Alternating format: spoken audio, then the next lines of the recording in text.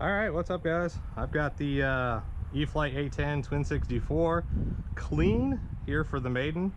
I'm running an HRB 3300 6S60C, and I've got the CG about right here.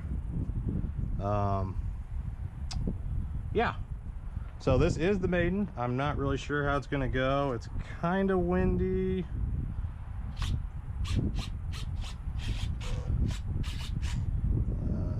Make sure everything works. Okay, let's see. I got a 3-minute timer, and I don't remember if I think this has telemetry.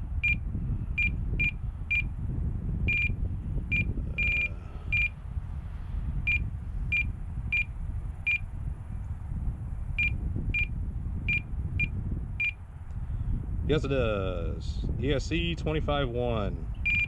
Okay, sweet. Yeah. So, without further ado, I will take a drink of water, and then we will give this thing a go. The wind kind of died down since I had the Super Cub up, so I'm thinking now is the time to try this. It's still going to be a little nerve-wracking because I'm going to have a straight into the lake takeoff because of the way the wind's coming straight at me, which we normally don't have here. So yeah, I don't know. I haven't decided if I'm going to try crosswind takeoff or what exactly we're going to do here, but I'm going to walk it down and give me a little bit of room on the runway.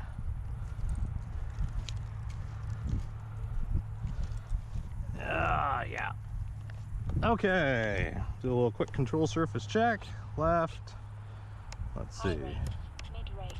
We'll go mid rates. The thing is good looking, I tell you that. Yeah, so I have reverse thrust set up. Probably not going to use it. I'm going to take off in AS3X only, and hopefully not crash.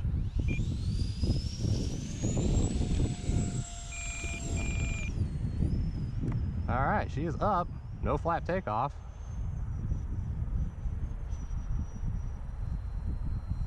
Maybe a couple clicks of left trim.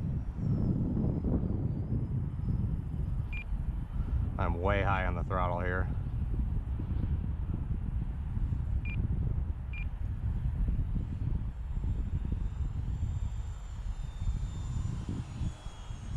That's nice, about 30% throttle. About 50% throttle. Roll rate's good.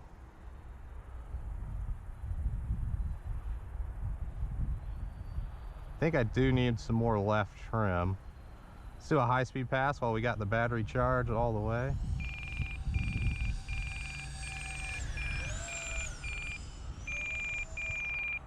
Man, the battery is not happy about that, I'll tell you what. This is an older pack that I used to fly drones with, so you know, I'm really not surprised. It's probably got, I don't even know, 100 cycles on it, 75 cycles on it.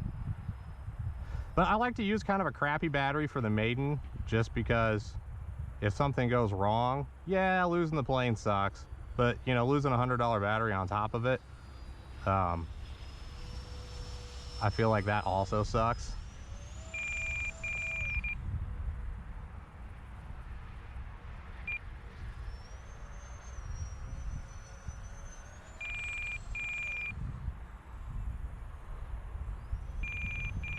Oh yeah, man, we're hitting like the low battery indicator at like 3/4 throttle.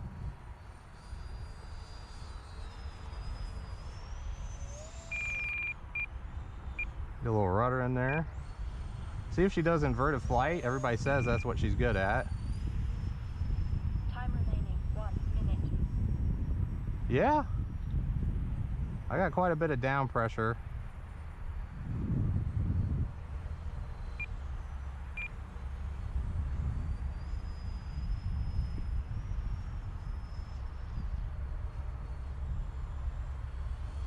Brr. Definitely sounds good, I will say that. Turns nice and tight. Those straight wings really inspire confidence, I tell you. Tell you what, let's see if we can get a slow pass. Takeoff flaps. Takeoff flaps are neutral. Landing flaps are good. All right. What about 35% throttle, full flaps, 20% throttle? 9, 8, 7, 6, 8, flaps, 5, 4. Okay, we're gonna drop the gear because we're getting a massive amount of low battery warning. Still think I need a couple clicks of left trim. Yeah, today may not have been the best day for this because it's like the clouds are the exact same color as the A-10 itself. So, not really sure. Okay, we're about 60% back elevator. Just trying to float it in. Flare, flare, flare. I mean, not bad on grass. Let's see what we at telemetry wise. We're at 17 seconds past, and we are at 23.1 volts under no load. But it appears that with the load, it was not happy about that.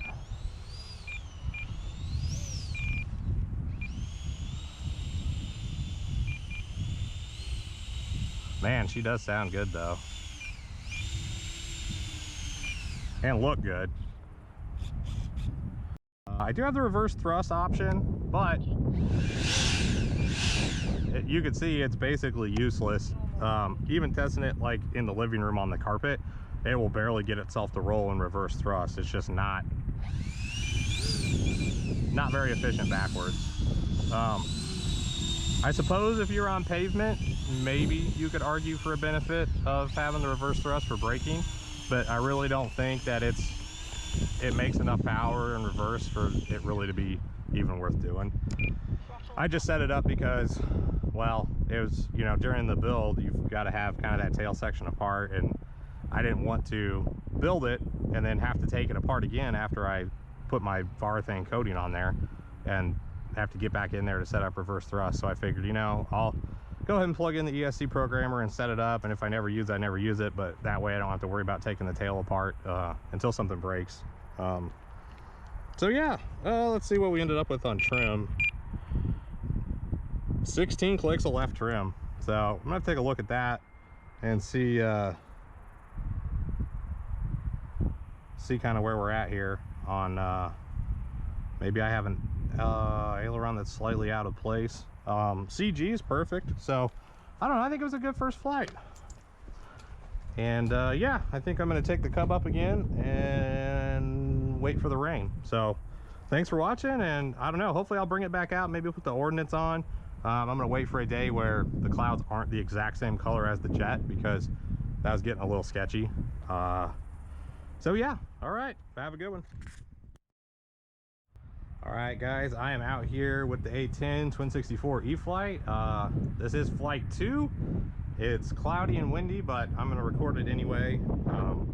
Just did the Maiden, it went really well. I had my clip-on sunglasses on because I still have some issues where I can't wear contacts from my retinal surgery. And I had an ND filter on the GoPro, so it was pretty dark. It doesn't look like there's any rain moving in immediately, so I'm gonna try and squeeze in another flight with no ND filter and no sunglasses, because man, the sky color is like the exact color of the A-10, and I was having kind of a hard time seeing it. So we're gonna go ahead and try flight number 2 real quick before the weather moves in, if the weather's gonna move in. It flew really well. Yeah, takeoff went good, landing went good. It's really stable. For being the straight wing, I think that helps a lot compared to the Yak that just feels really sketchy. Granted, it's been crashed a lot and the wing's kind of bent and all kinds of other stuff, but I'm gonna try a straight into the wind takeoff this time. Last time I did a crosswind takeoff, and yeah, the runway's just kind of bumpy in this area, but now I know that it will get off the ground before the lake, which is You can see the wind's coming straight at me. I didn't want the Maiden takeoff to be like directly at the lake and then run out of runway and basically go water skiing. So I don't think I'd be the first person trying water skiing A-10, but yeah, so everything looks good. I'm in mid rates, which is like 85%. Honestly, you could probably go 100% rates with some expo. Let's see what mine actually is. So 100% 35, 55% low rates, which I can tell you would definitely not be enough to do anything. Yeah, honestly, I'd probably fly this at 100% with whatever expo you normally want to run. Because even on the 80%, it didn't feel like I was going to over control it, and it didn't feel squirrely. So I'll probably try going into high rates and just see what happens here. I got a 3-minute timer, 25% throttle cutoff for useful throttle. Probably we'll go half flaps.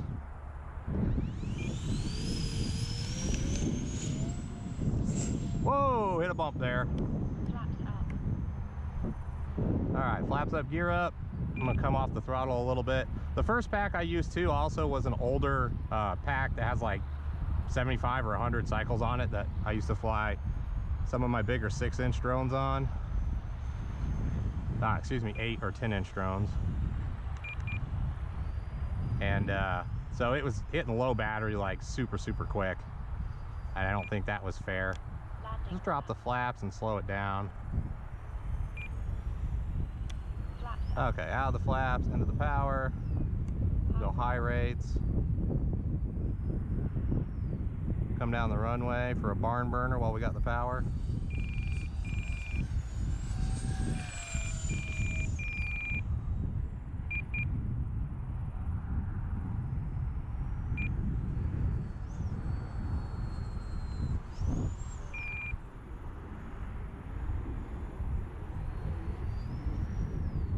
Definitely plenty of authority.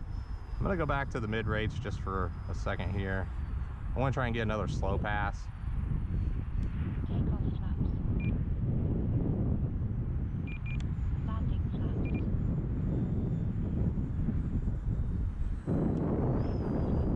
Flaps up.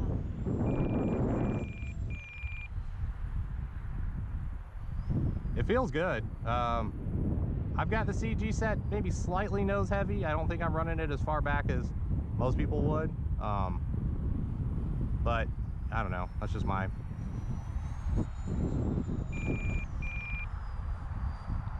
personal preference. Is a little more neutral to nose heavy landings, especially on the first couple of flights.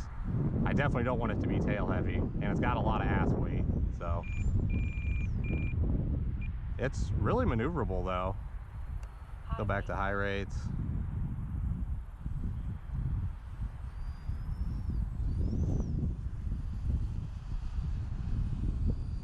About, I don't know, 2/3 down pressure to keep it inverted there and level.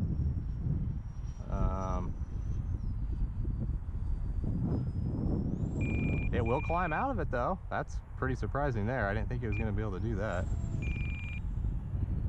So it will do what, negative pushover.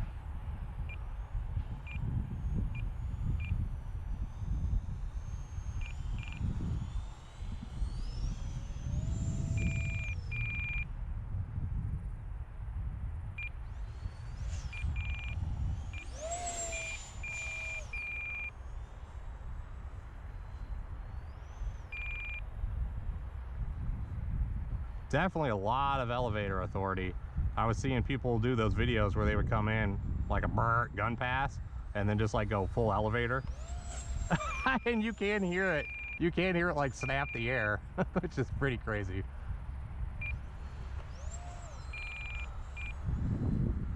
Let's see if we can get that again closer to us. I don't know if you'll be able to hear it or not, but. 9, 8, 7. All right, coming in for a burnt pass.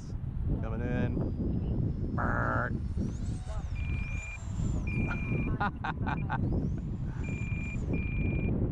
Okay. Let's see. Gear down. Flaps down. Might be coming in a little hot. see. Letting her sink, flare.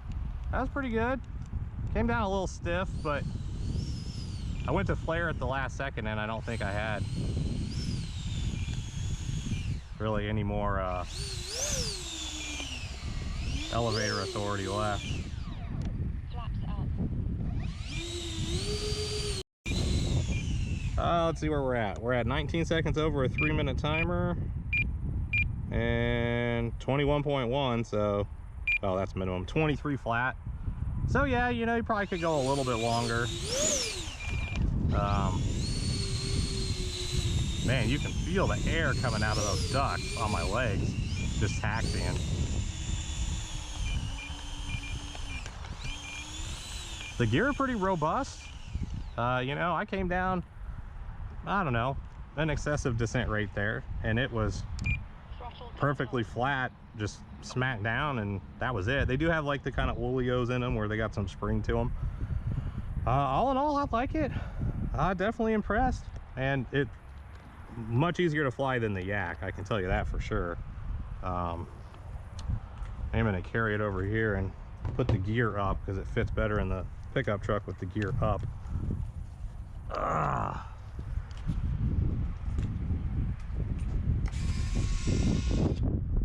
I mean, you know, no damage to anything, and I came down definitely harder than I should have.